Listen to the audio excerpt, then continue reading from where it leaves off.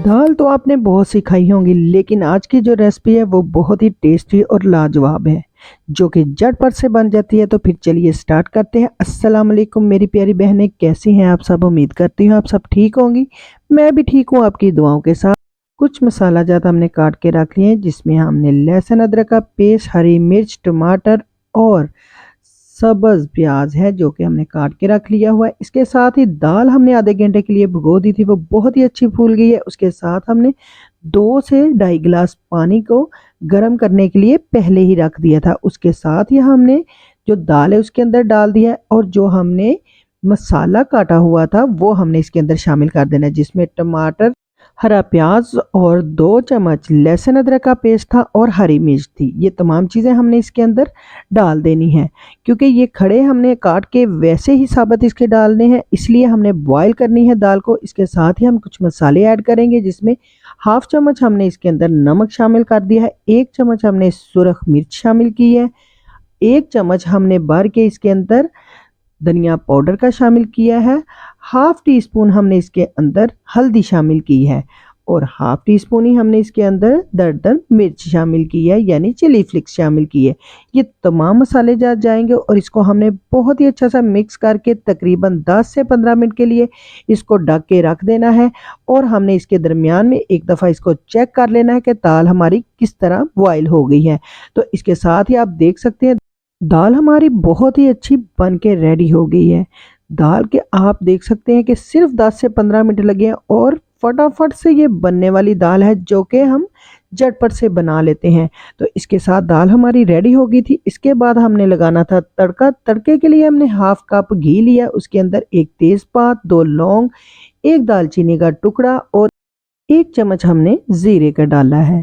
इस पॉइंट पे अगर आपको मेरी रेसिपी थोड़ी सी भी अच्छी लग रही है तो प्लीज़ चैनल को लाइक और सब्सक्राइब करना मत भूलिएगा। इसके साथ ही हमने 3 से 4 गोल मिर्च शामिल किए हैं, रेड वाली, और इसके साथ ही हमने हरा प्याज शामिल किया है, लहसुन शामिल किया है, अदरक शामिल किया है, और साथ ही इसके हमने थोड़ी सी हरी मिर्च भी काट के इसके अंदर डाल दी है।